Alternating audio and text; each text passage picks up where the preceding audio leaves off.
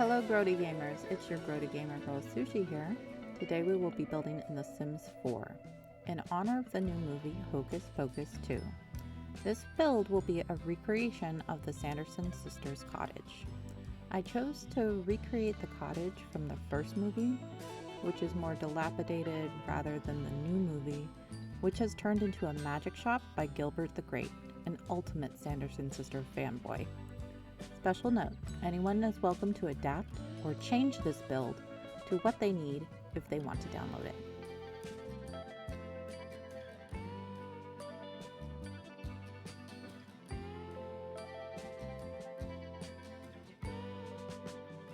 I selected a lot in Henford-on-Bagley, the town that came with cottage living, as the location for the Sanderson sisters to reside. I felt the remoteness paired well for early colonial America, or as I like to say, Pilgrim times.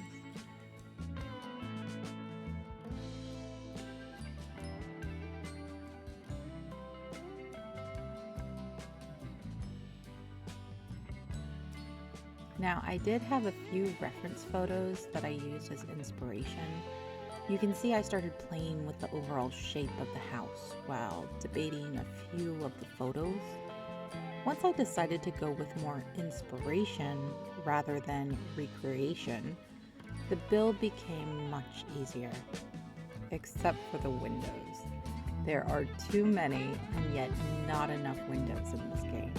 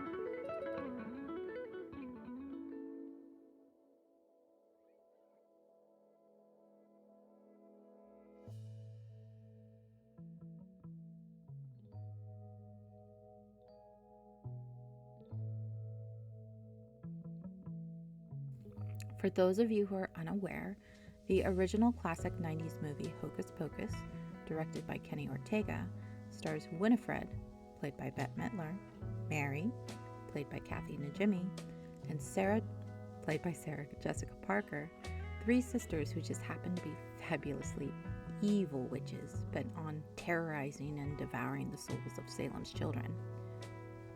Now, the three sisters are brought back to life after a newcomer named Max lights a black flame magic candle to show off for his teenage crush.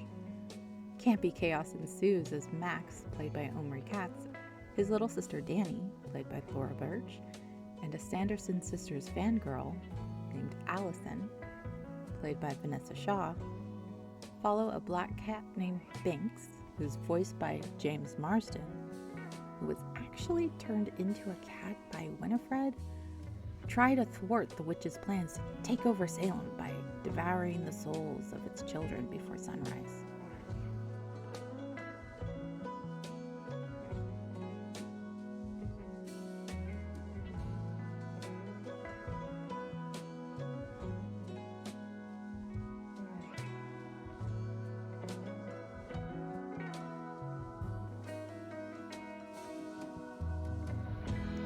Now, I'm not a super polished builder, but I do like to try and figure out how to create things, the watermill being one of my favorites.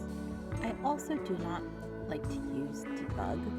I just can't with that catalog size. So if there is a watermill, I just wouldn't know about it.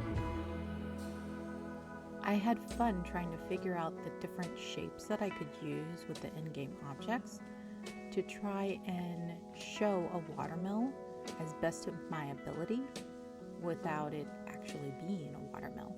I find builds that use kind of everyday objects in different ways to be really fantastic, and I aspire to meet some of the builds that I've seen on the gallery.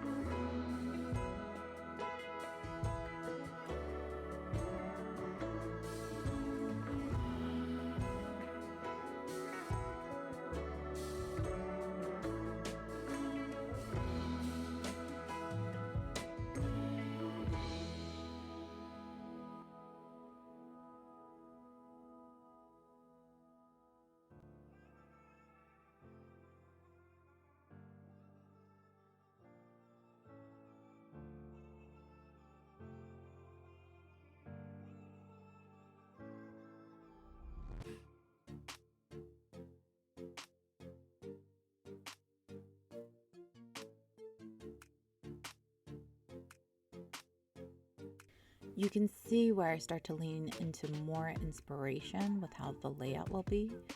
First, the scale of the cottage is larger than what is depicted in the movie. If you've ever visited a historical site, you will know that most homes in colonial times were much smaller than what we're used to now.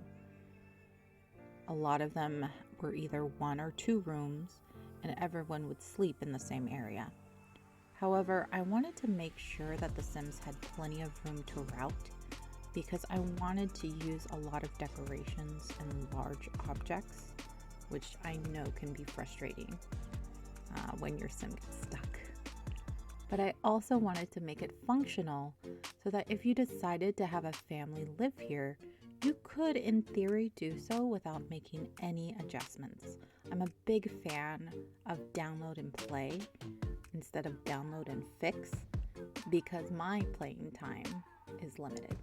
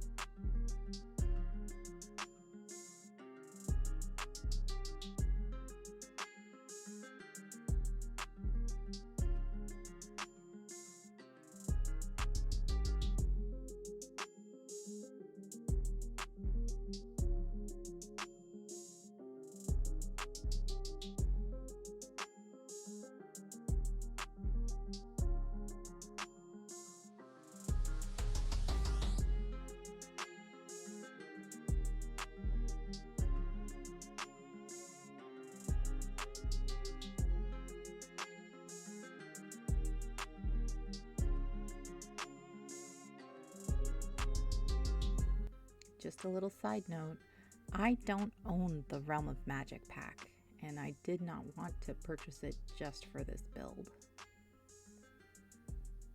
Now, the main room was probably the one I was most hesitant and excited about. It would be the room we see the most in the movie. This is where book is kept and where we see the Sanderson sisters brewing their cauldron full of potions. Luckily, I found a cookout set from the Get Famous pack, so I only had to build a basement and raise it up to the next level. It's purely decorative, but with the pond effect on it, it makes it glow more magical.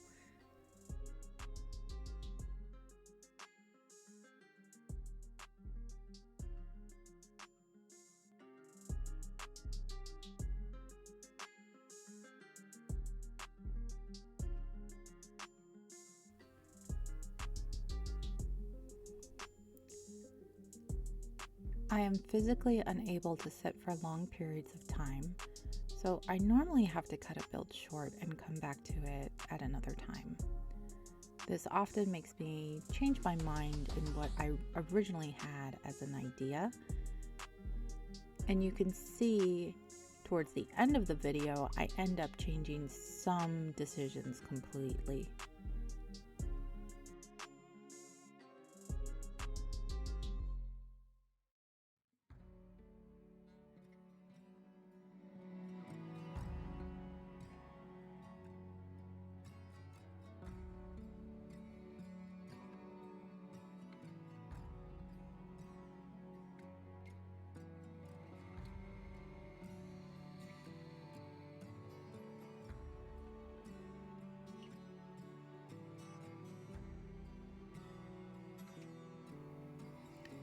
So even though this is more of an inspiration than recreation, I did also want to bring the sisters' separate personalities into the home that they would be living in.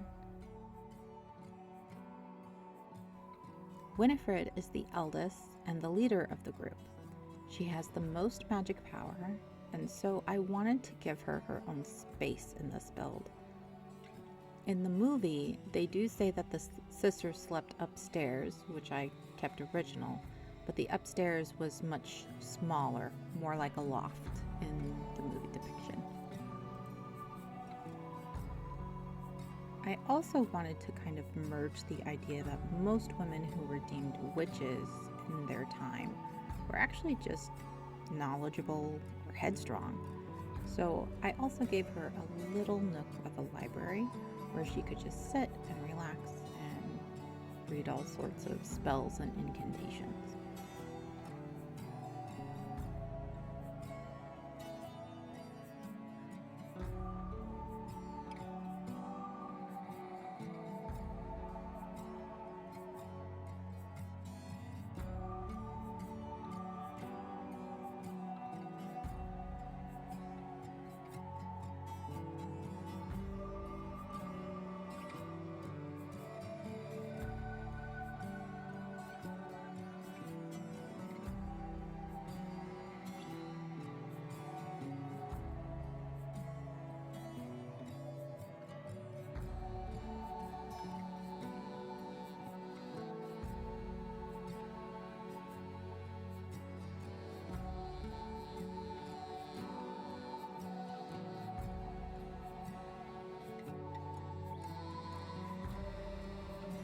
Mary and Sarah are often depicted as Winifred's henchmen, or henchwomen, who go along with Winifred's plans. They are shown to be not the brightest, but I imagine that they have more common and natural sense than anything else. They have been shown to be comfortable in the woods and with nature, and so I added a lot more nature into this build than I originally envisioned.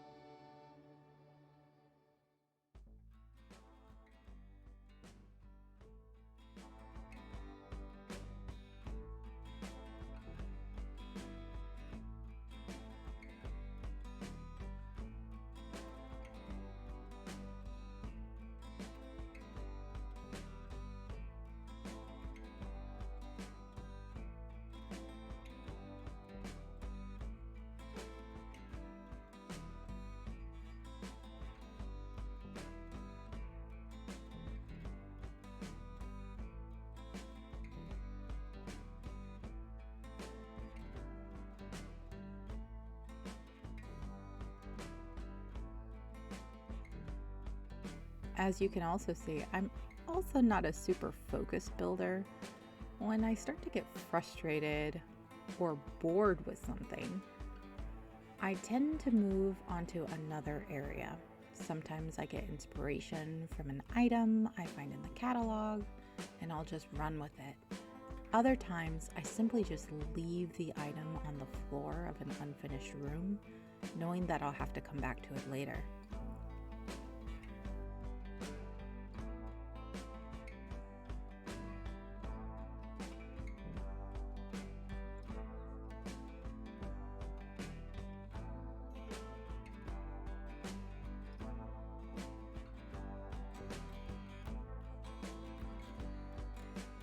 One of the challenges I've faced when trying to recreate the cage where the sisters would keep children, for those of you who remember, there were 2 in the movie, but I cut down the cages to just 1 for pathing reasons. I used some decorative pieces from the Snowy Escape build to make the cage, and then added some of the rain chains from that pack as well to give it a more dungeony feel. I added a skeleton for some extra creepiness. Maybe one of the bullies from the first movie didn't make it out.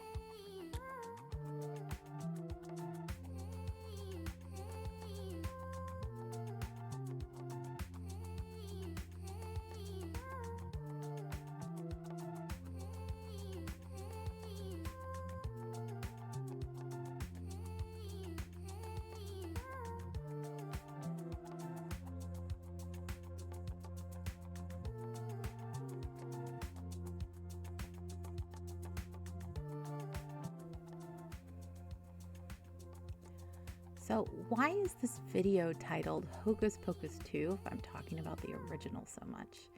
If you didn't know, Disney Plus put out a new film this year directed by Anne Fletcher. The witches are back when once again the Sanderson sisters, Winifred, Mary, and Sarah, are summoned to Salem when a teenager named Becca, who's played by Whitney Peak, lights a black flame candle on her 16th birthday. Fun, campy chaos ensues as the 3 sisters once again try to take over Salem.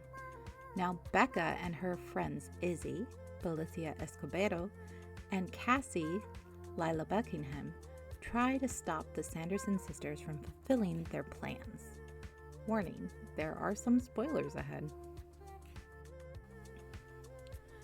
Now, one of the reasons this movie was just so fun for me is that it really just embraces its campy delight with sprinkles of homage to the original film. Not only do Bette Midler, Kathy Najimy, and Sarah Jessica Parker reprise their roles as the Sanderson sisters, but the amazing Doug Jones is also back as Billy Butcherson, Winifred's alleged lover from a lifetime ago. The opening scene of how the sisters came to become witches was also fantastic, in my opinion, in its grim portrayal of pilgrim life. You have a young, headstrong Winifred, played by Taylor Henderson, who deserves all the awards for her portrayal, trading barbs with the Reverend Trask, who's played by the hilarious Tony Hale.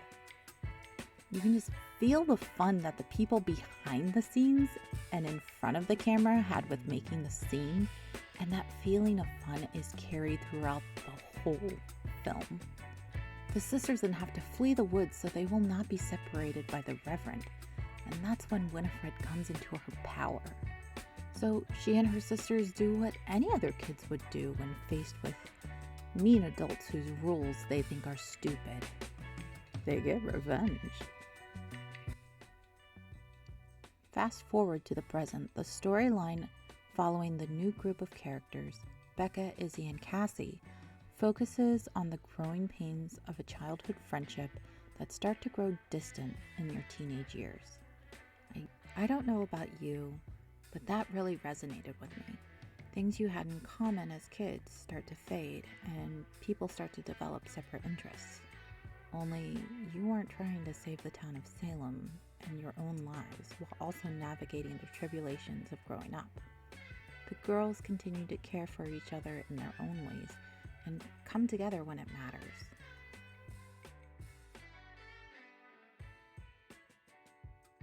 I love the foil effect that was shown, the two groups trying to protect their own and caring for each other in their own ways.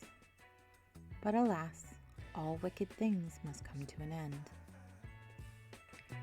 Overall, this is a delightful, fun film full of whimsy, camp, and tons of inside jokes from the original film. But don't take my word for it. Tell me what you thought of the movie in the comments. What did you enjoy or dislike about the movie? Did you have a favorite character from the original that you wish came back? Was there anything that you wish they did differently? If you like this build, you can find it in the gallery under Rubber Sushi 7, or just search Grody Gamer Build. Until next time, GG Gamers.